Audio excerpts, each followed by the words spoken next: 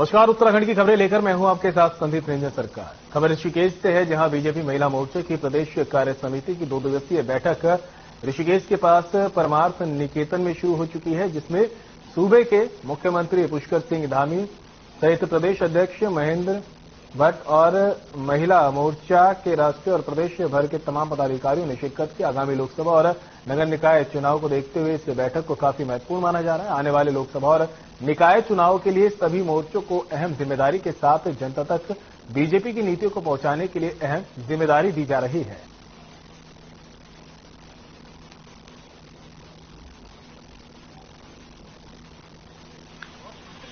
भाजपा महिला मोर्चा के कार्यकारिणी है और सर पहले बार नया टीम का कार्यकारिणी है। इस पार्लियामेंट इलेक्शन का राष्ट्रीय महिला मोर्चा 1 साल का रोड मैप दिया and on that occasion every month we are having a program. In January we have started this 1 crore selfie with Mahila Labharthi. In Uttarakhand also all our Mahila Morcha Karyakartas are doing that, and in the month of March. देखिए, Bharatiya Janata party के सभी मोर्चों की प्रदेश की कार्य समिति आजकल चल रही है। इस मोर्चे की बैठक हमारी हो चुकी थी। कल किसान मोर्चा, महिला मोर्चे की बैठक यहाँ पर है। उद्देश्य कार्यकर्ताओं के संगठन के निर्माण के बाद वैचारिक पक्ष होता है, आगामी कार्यक्रम होते हैं और भविष्य के अंदर लोकसभा का जो चुनाव आने वाला नगर निगम का नगर पालिका चुनाव है,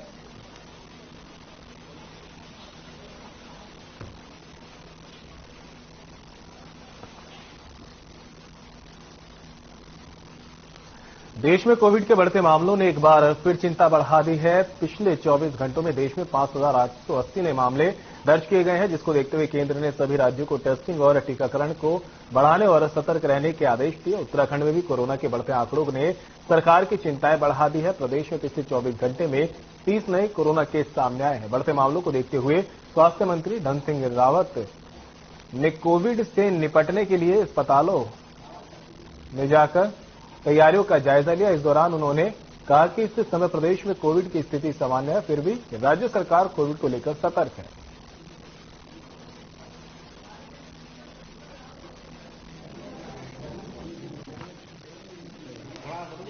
देखिए, हमारे प्रदेश में कोविड की स्थिति बहुत सामान्य है। वो इसलिए है कि हमारे यहाँ पहली डोज सब पे लग गई है, दूसरी डोज भी सब पे लगी है। प्रिकॉशन डोज हमारे यहाँ लगभग 27-28% लोगों पे लग चुकी है। अब हमने दोनों चीज निर्णय लिए हैं कि एक तो टेस्टिंग बढ़ाएंगे हम अपने राज्य में, दूसरा यह है कि वैक्सीनेशन के जिन पे भी नहीं लगी है उनको ये आग्रह करेंगे कि वैक्सीन जरूर लगाएं।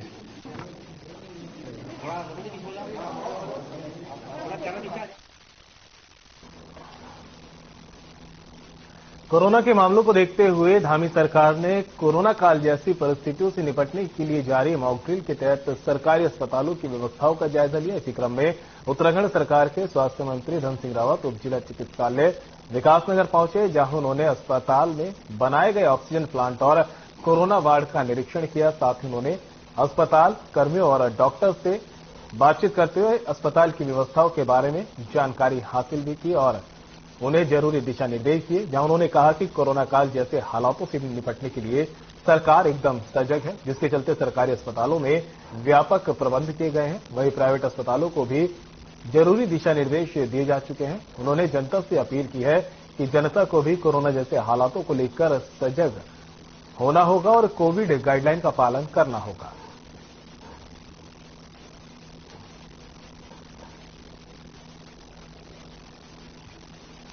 पूरे देश में 10 तारीख और 11 तारीख को विभिन्न खुले मॉक ड्रिल चलाया गया और इसी परिप्रेक्ष्य में आज हम लोग प्रयास किया। हमारे जिले का उपलक्ष्य भी है और यहाँ पे एक स्पेशल वार्ड अलग है। दवाइयों से लेके, ऑक्सीजन प्लांट से लेके, कंसंट्रेटर से लेके, मास्क से लेके हर प्रकार जो है यहाँ पे मुस्तैदी से जो है स्वास्थ्य विभाग जो है पूरी सेवाएं देगा।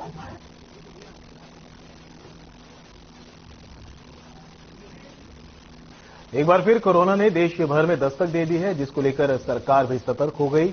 देश भर में अस्पतालों में कोरोना को लेकर मॉक ड्रिल की जा रही है। उसी क्रम में जनपद उधम सिंह नगर के जसपुर सामुदायिक स्वास्थ्य केंद्र का उप जिलाधिकारी जसपुर सीमा विश्वकर्मा ने निरीक्षण किया, जिसमें ऑक्सीजन प्लांट और आइसोलेशन वार्ड का निरीक्षण किया गया है। वहीं उप जिलाधिकारी जसपुर सीमा विश्वकर्मा ने बताया कि जसपुर अस्पताल का निरीक्षण किया गया है, जिसमें सभी व्यवस्था सही पाई गई है। सभी वार्डों का निरीक्षण किया गया है। ऑक्सीजन प्लांट भी सुचारू रूप से काम कर रहे हैं। सभी व्यवस्था पूरी कर ली गई है और मरीजों के बेहतर उपचार यहां पर मिलेगा।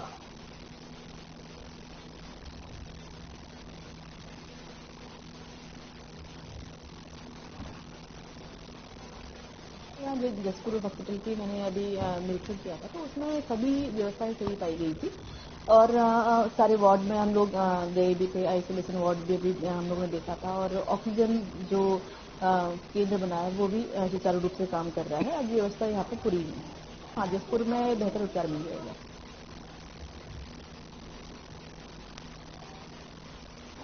कोरोना की आहट ने फिर एक बार सरकार को सचेत कर दिया है, जिसे चलते पूरे प्रदेश में मॉक ड्रिल की गई। प्राथमिक स्वास्थ्य केंद्र लालकुआं में प्रतीकात्मक रूप से कोरोना वायरस से ग्रस्त व्यक्तियों को अस्पताल में लाया गया, जहां स्वास्थ्य विभाग की टीम ने तुरंत मरीज को इमरजेंसी में भर्ती कर चिकित्सीय सहायता उपलब्ध कराई। मॉक ड्रिल के इस अवसर पर पहुंचे उप जिलाधिकारी मनीष कुमार ने कहा कि किसी भी प्रकार की स्थिति बिगड़ने से पहले ही सारी तैयारियां कर ली गई है, जिससे कि आवश्यकता पड़ने पर प्रभावित को तुरंत चिकित्सीय सहायता उपलब्ध कराई जा सके। इस अवसर पर पहुंचे ब्लॉक चिकित्सा अधिकारी हरेश चंद्र पांडे ने कहा कि स्वास्थ्य विभाग की तैयारियां पूरी है और हमारा विभाग किसी भी आपदा से निपटने को तैयार है।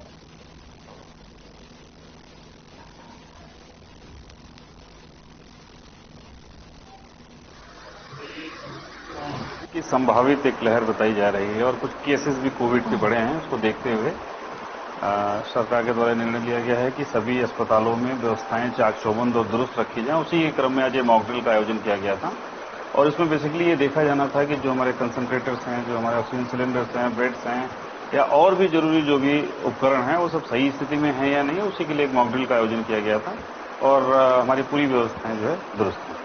जैसे स्टेट से हमारे पास गाइडलाइन है, उसके हिसाब से आज और कल ये 2 दिन मॉक ड्रिल का प्रोग्राम है। इसमें हमें ये देखना है कि हमारे जो ऑक्सीजन कंसंट्रेटर हैं, हमारी दवाइयां हैं, हमारे बेड हैं, अवेलेबिलिटी क्रियाशील स्थिति में है या नहीं है। लेकिन जो हमारे सभी अस्पतालों में आज मॉक ड्रिल की जा रही है, तो यहाँ पर मैं देख रहा हूँ कि हमारे सब व्यवस्थाएं चाक चौबंद हैं।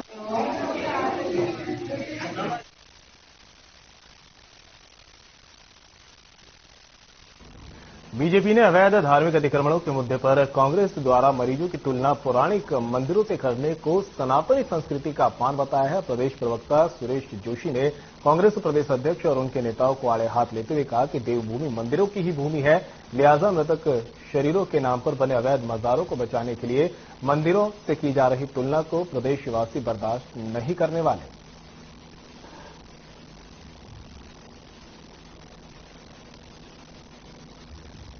उत्तराखंड में सरकार के द्वारा जो अतिक्रमण हटाने का अभियान चलाया जा रहा है, उसको लेकर के कांग्रेस पार्टी और विपक्ष के दल जिस तरह से बयानबाजी कर रहे हैं, वो मुझे लगता है कि एक हास्यास्पद है, क्योंकि मजारों की तुलना इस देवभूमि के अंदर हमारे जो प्रतिष्ठित देवी देवताओं के मंदिर हैं, उनसे मजारों की तुलना। उत्तराखंड कांग्रेस में गुटबाजी को प्रदेश अध्यक्ष करण माहरा ने पूरी तरह से नकार दिया है। उन्होंने कहा कि हमारे सीनियर कठिन परिस्थितियां पैदा कर देखना चाहते हैं कि मैं इन परिस्थितियों में कैसा काम कर रहा हूं। उन्होंने कहा कि यही वजह है कि मैं लगातार दौरे कर रहा हूं और विभिन्न क्षेत्रों में जाकर काम कर रहा हूं। वहीं जिलाध्यक्षों की बैठक को लेकर करण माहरा ने कहा कि जिलाध्यक्ष बनने के बाद उनकी पहली बैठक थी। इस बैठक में आगे की रणनीति पर विचार किया गया, किस तरह से पार्टी को आगे बढ़ाना है और मजबूत करना है, इसको लेकर के भी दिशा निर्देश जारी किए गए।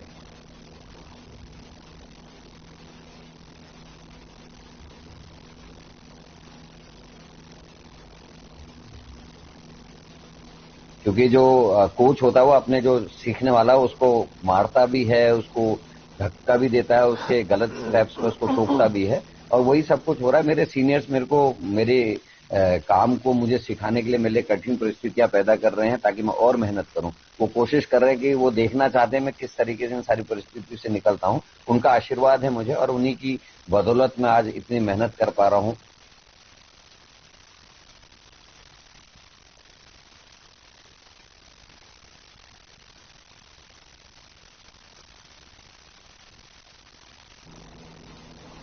गणतंत्र दिवस परेड 2023 में प्रथम स्थान पर रही उत्तराखंड की झांकी मानस खंड को विधायक शिव अरोड़ा और जिलाधिकारी युगल किशोर पंत ने सोमवार को जिला कार्यालय परिसर से रवाना किया। इस दौरान विधायक शिव अरोड़ा ने कहा कि देवभूमि के लिए ये बहुत गौरव का समय है। कर्तव्य पथ पर राज्य की मानस खंड पर आधारित झांकी ने प्रथम स्थान प्राप्त किया है। उत्तराखंड की झांकी को राज्य गठन के बाद से पहली बार प्रथम स्थान मिला, जो हमारे लिए और देवभूमि उत्तराखंड के लिए गौरव की बात है।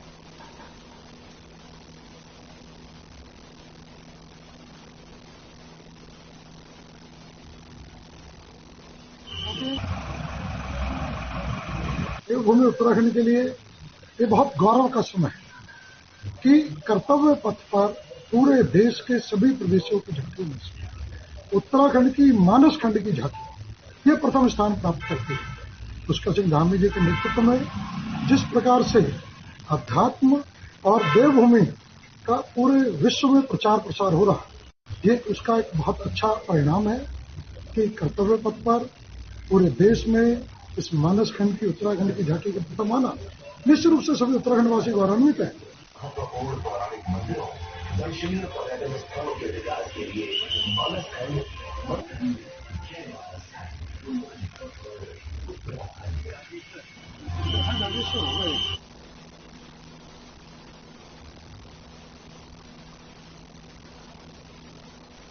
और नैनीताल दौरे पर सीएम पुष्कर सिंह धामी पहुंचे हुए हैं। आइए आपको भी सीधे ले चलते हैं। अभी आप सब लोग जिनको सुन रहे थे, हमारे इस नैनीताल उधम सिंह नगर क्षेत्र लोकसभा क्षेत्र के लोकप्रिय सांसद और भारत सरकार के रक्षा एवं पर्यटन मंत्री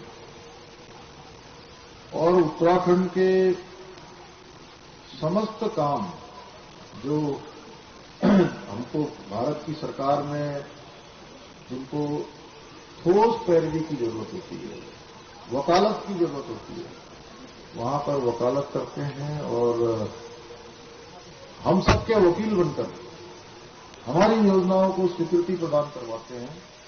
ऐसे हमारे आदरणीय अजय भट्ट जी, हमारे जिलाध्यक्ष भाई प्रताप बिष्ट जी,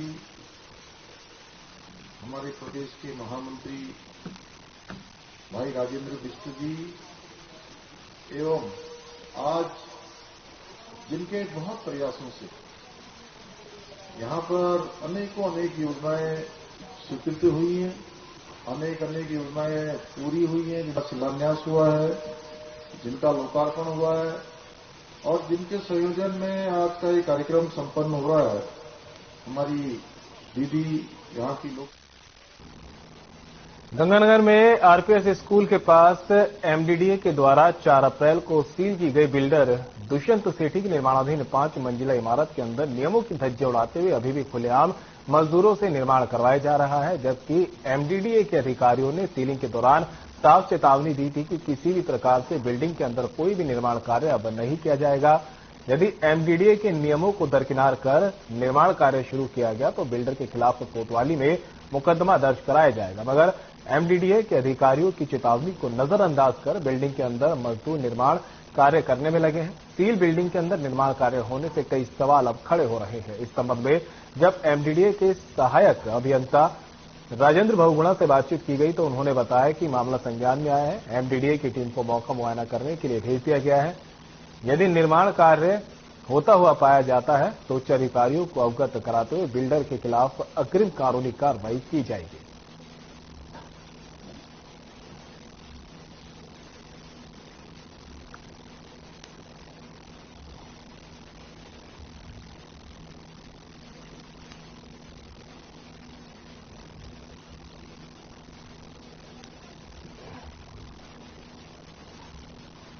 उत्तराखंड के पूर्व शिक्षा मंत्री अरविंद पांडे के बयान से शिक्षा विभाग में हड़कंप मच गया है। पूर्व शिक्षा मंत्री अरविंद पांडे ने 4 मुख्य शिक्षा अधिकारियों और 15 खंड शिक्षा अधिकारियों को सस्पेंड किए जाने की मांग की है, जिसके लिए वे शिक्षा महानिदेशक बंशीधर तिवारी से बात करने वाले हैं।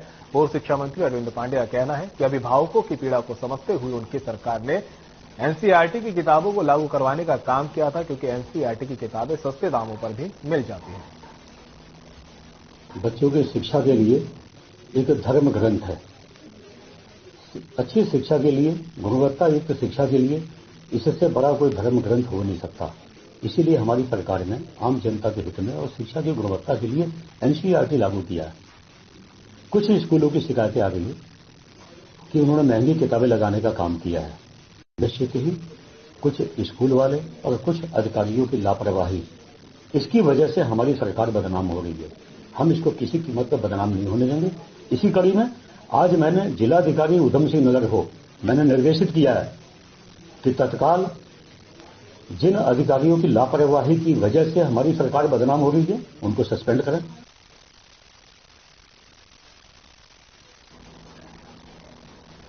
पशुपालन एवं दुग्ध विकास मंत्री सौरभ बगुड़ा ने बताया कि पूरे उत्तराखंड में आंचल दूध के 100 आउटलेट खोलने की तैयारी राज्य सरकार कर रही है। हमारी कोशिश है कि आंचल की सभी वैरायटी पब्लिक तक पहुंच सके। इसके अलावा चाहे अमूल हो, वर्का हो या फिर अमूल कुल्फी के अलावा अमूल की आइसक्रीम, मक्खन, ये सब बाजार में उपलब्ध है।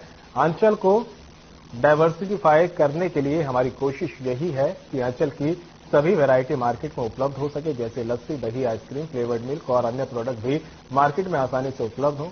हमें अभी इसके लिए 35 जगहों को चिन्हित किया है, जिनको फर्स्ट फेज के लिए शॉर्टलिस्ट किया गया।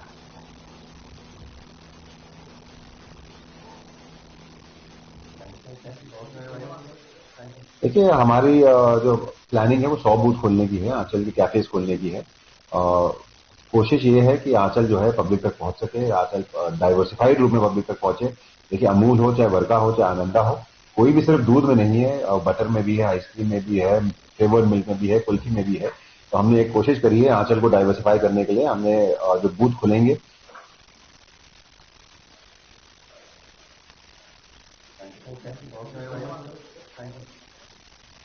खबर जनपद उधम सिंह नगर के जसपुर कोतवाली क्षेत्र से है, जहां लगभग 1 महीने पहले जसपाल सिंह निवासी पतरामपुर ने सुनियोजित तरीके से अपनी पत्नी कुलिंदर कौर का एक्सीडेंट कराया था, जिसके बाद पीड़ित परिजनों की तहरीर पर पुलिस ने मुकदमा दर्ज कर जांच शुरू कर आरोपी पति को जेल भेज दिया था और महिला का उपचार चल रहा था, जहां सुबह उपचार के दौरान महिला की मौत हो गई। बता दें कि तहसीलदार जसपुर पूनम पंत ने बताया कि शव का पंचनामा कर पोस्टमार्टम के लिए भेज दिया गया है और मामले की जांच कर आगे की कार्रवाई की जाएगी।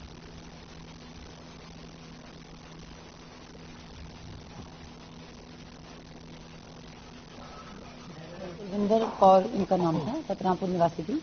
लगभग 1 माह पूर्व इनका एक्सीडेंट हुआ था, जिस संबंध में एफआईआर भी दर्ज है और जांच की जा रही है। आज सुबह घर पे ही इनकी डेथ हो गई, तो आज उसी के क्रम में मेरे द्वारा इनका पंचायतनामा भरा जा रहा है यहाँ पे।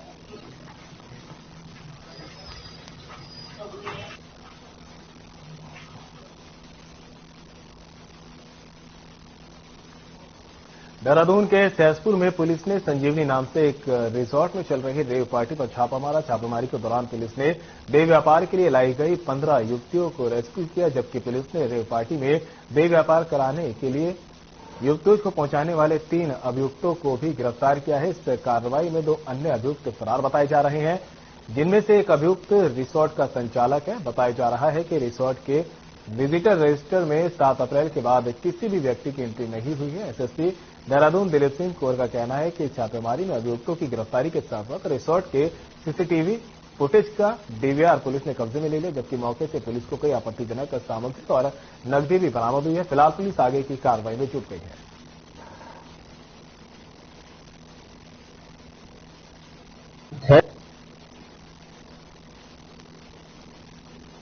कि जो युवतियां यहाँ पर आई हुई थी सब चंडीगढ़ और उसके आसपास रहने वाली हैं।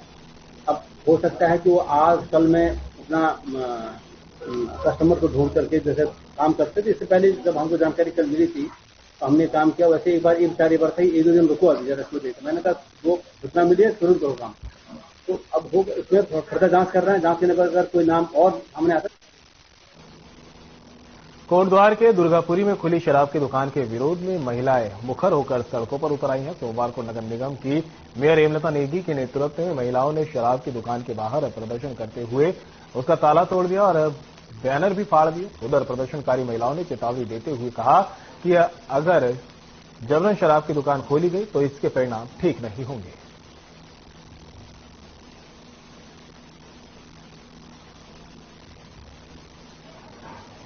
यहाँ पे शराब की दुकान बंद कराई जाए। आवासीय क्षेत्र में है और मेन रोड ये हरिद्वार रोड है, वैसे भी ये तीर्थनगर को जाती है रोड। और यहाँ पे शाम को सारे बच्चे लोग हैं, मतलब लेडीज हैं, इधर बैंक है, हॉस्पिटल है, मंदिर है, सब लोगों का हम लोगों का आना जाना है। जेंट्स लोग जब अभी दुकान खुल जाएगी तो सारे लोग मतलब जाहिर है कि पार्किंग होगी यहाँ पे, कई गाड़ियाँ रुकेंगी शराब के लेने के लिए, 2 पहिया वाहन रुकेंगे, 4 पहिए वाले कहाँ खड़े होंगे वो सब लोग और परेशान करेंगे। सब प्रकार के पीने वाले सारे लोग होते हैं, कोई पढ़ा लिखा होता है, कोई लोग अनपढ़ लोग होते हैं, वो लोग यहीं पे पी के यहीं पे लुढ़क जाएंगे। लेडीज लोग कैसे जाएंगी यहाँ से इधर उधर। आज दुर्गापुरी में जो शराब की दुकान खुली है वहाँ पे लोग बैठे हुए थे, मैं वहाँ पे आई, मैंने उनको बताया कि ये शराब की दुकान ना मैंने खोली है, ना इसकी एनओसी निगम से दी गई है, ये शासन प्रशासन का कार्य है और आबकारी इसको करता है और उन्होंने ही ये दुकान खोली है।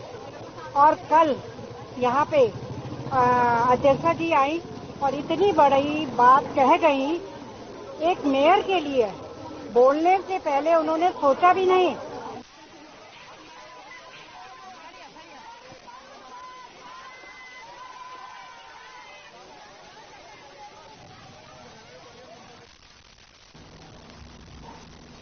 जिलाधिकारी कार्यालय के ऋषि प्रेरणा सभागार में जनता दरबार लगाया गया। बता दें कि जिलाधिकारी सोनिका की अध्यक्षता में हर सोमवार को ऋषि प्रेरणा सभागार में जनता दरबार लगाया जाता है, जिसमें स्थानीय लोगों की अलग अलग समस्याओं को सुनकर उनके निराकरण के लिए अधिकारियों को दिशा निर्देश दिए जाते हैं। बता दें कि जनता दरबार में करीब 90 से ज्यादा अलग अलग समस्याएं आम जनता के द्वारा रखी गई, जिसमें सबसे ज्यादा समस्याएं जमीनी विवाद, धोखाधड़ी, पानी, सड़क इत्यादि को लेकर के।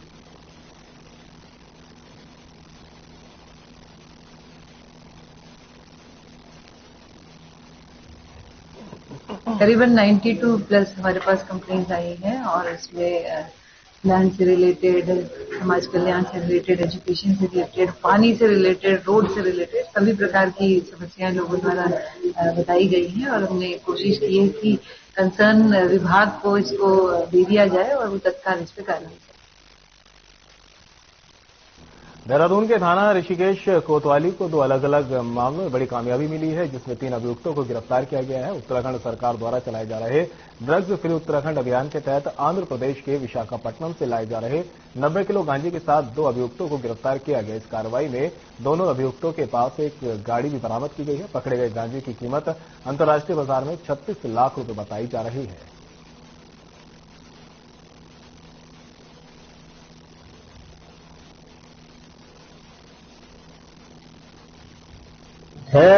अप्रैल को एक चोरी हुई थी,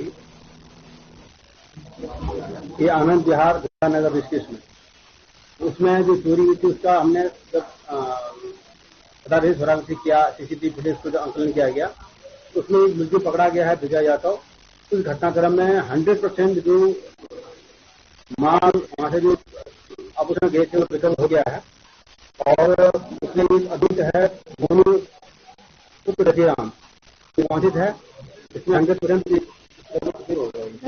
लगभग 6-7 लाख की जो है पूरा आभूषण था वो हमने रिकवर कर लिया है और इस टीम को मेरी तरफ से 5,000 का गंगा देना हूं।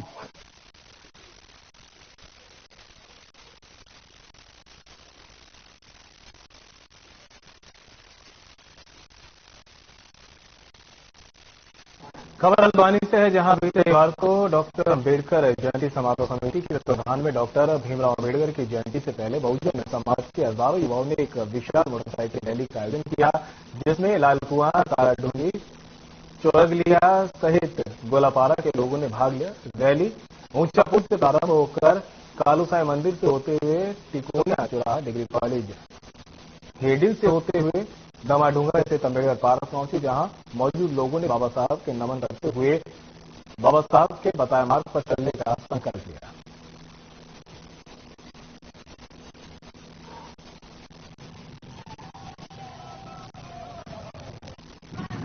हमें बहुत अच्छा लगा। नवयुवकों में बाबा साहब के सम्मान रैली का सभी लोगों ने, पूरे शहर ने शायद सम्मान दिया है और हम चाहते हैं कि 14 अप्रैल को जितने भी नवयुवक लोग हैं पूरी तैयारी के साथ सभी रूप से बाबा साहब का जो मिशन है उसको धरातल पर उतारेंगे, ऐसा मेरा मानना है। सभी लोगों ने मेरा साथ दिया है, सभी लोगों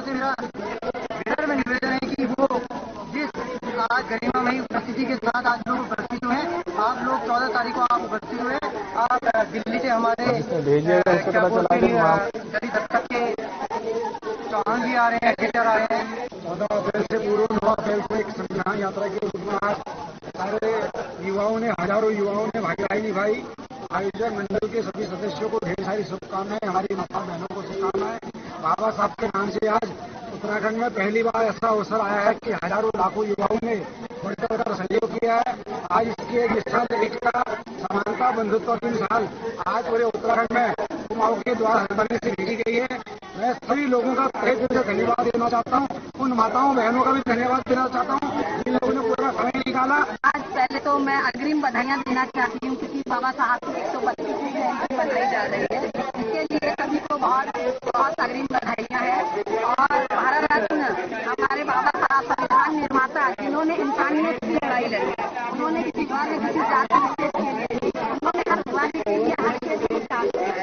तो आज हमारा उद्देश्य है कि बाबा साहब का ज्ञान, बाबा साहब को सिर्फ भारत ही नहीं पूरा विश्व बाबा साहब को मानता है और तो बाबा साहब के संविधान को हमारा उद्देश्य है घर घर तक पहुँचाना और घर घर तक संविधान की और जागृति लाना।